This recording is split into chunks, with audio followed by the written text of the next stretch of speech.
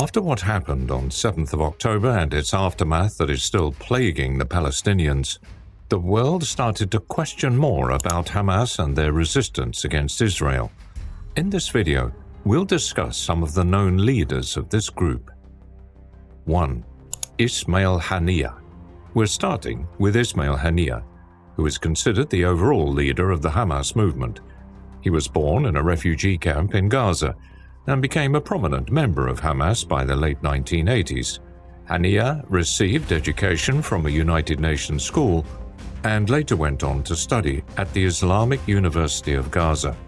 There, he became familiar with movements of Islamic resistance and became a prominent figure in the first Palestinian uprising in 1989. Hanah suffered 3 years of imprisonment, as well as a year of exile after that, but he didn't back off from his motives to lead the resistance against Israel. He became the secretary of Hamas's founder, Mahmud Zahar, in 1997, which further strengthened his position in the resistance group and allowed him to make his mark politically. As a result, in the 2006 legislative elections, Hamas won the majority, and Ismael Hanah was elected as Palestinian Prime Minister by then-President Mahmoud Abbas. However, his tenure as PM was cut short, as he was dismissed a year later when Hamas attempted to overthrow Mahmoud Abbas's political party Fatah, resulting in a week of deadly violence. Despite the Hamas-Fatah conflict, Ismael Hanah refused to step down and continued to control Gaza. By 2017, he was elected the head of Hamas Political Bureau. 2. Mahmud Zahar. Mahmud Zahar, also known as the Cat with 9 Lives to Israel and the Mastermind to Palestinians, is a prominent leader of Hamas who's been evading assassination attempts by Israel. To date, he's managed to survive 7 assassination attempts, although at the heavy cost of a part of his arm, his foot, an eye, and several of his family members. He's one of the most wanted men by Israel since 1995, but they failed to capture him. Zahar was imprisoned temporarily in 2000, but was able to escape during the Second Intifada, an armed Palestinian revolt that lasted till 2005. Since 2002, Zahar has led the military wing of Hamas known as the Qassam Brigades. According to Israel, Zahar was also involved in planning the revolt on 7th of October and was responsible for the deaths of many Israeli civilians and soldiers. He's also said to be behind the Hamas tunnel system, a network of underground tunnels that are to date stopping an Israeli ground invasion in Gaza. These tunnels are intricately laid out underneath the Gaza Strip, and many sources state that these tunnels can not only be used to keep hostages out of sight, but can also result in severe urban warfare if blown up. Therefore, eliminating Zahar is a significant target for the Israeli army in this ongoing military invasion. However, Mahmud Zahar has not appeared to the public for a long time, thus making his elimination very difficult. It's said that he is alive but maintains secrecy to avoid assassination. 3. Yahya Sinoa. Another very prominent figure in Hamas is Yahya Sinoa, also known as the Butcher of Khan Yunis. According to Israel, Yahya Sinoa is the mastermind behind the attack on 7th of October 2023, in which 1,200 Israelis were declared dead, with over 200 taken hostage by Hamas. Sinoa was born in a refugee camp in Khan Yunis in 1962 and became one of the earliest members of Hamas when it was founded in 1987 by Mahmud Zahar. The military wing of Hamas, the Qassam Brigades, was also established by Yahya Sinoa, and since then he's been leading the group to resist Israel and mobilize forces. He also headed Al-Majd, the security service for Hamas that was set up by its founder Mahmud Zahar. Sinoa obtained the commonly known title of Butcher of Khan Yunis after he brutally murdered several Palestinians who were said to be involved with Israeli forces. Israel accused him of deliberately taking Palestinian lives and he was sentenced to 4 life sentences in an Israeli court in 1988.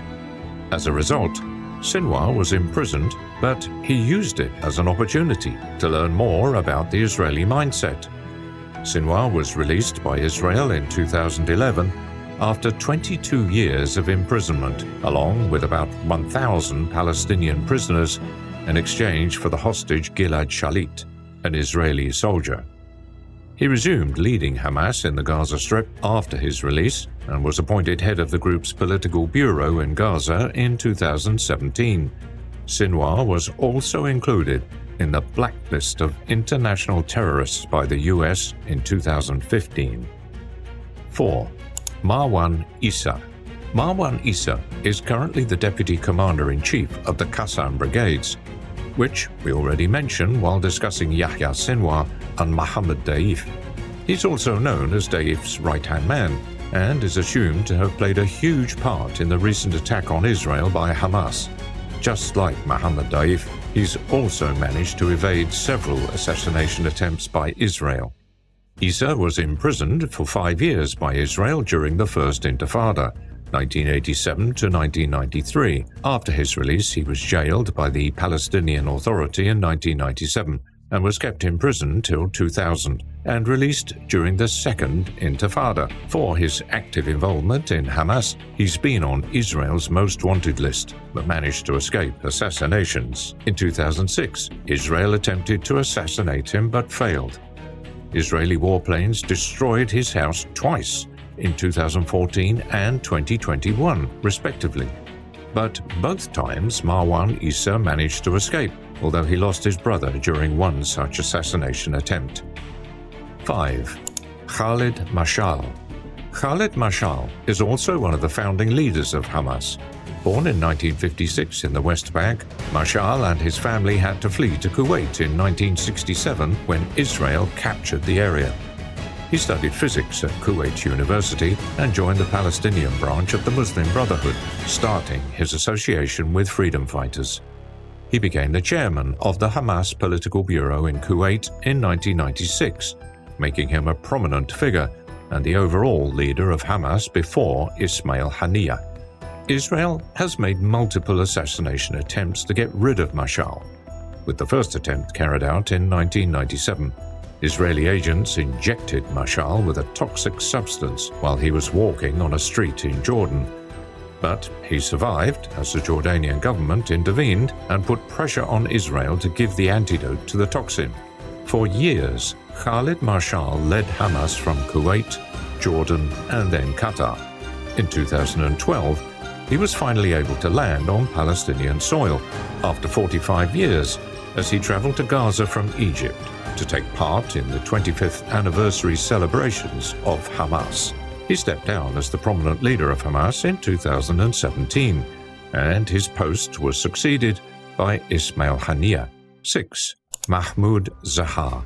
Last but not least on our list is Mahmud Zahar.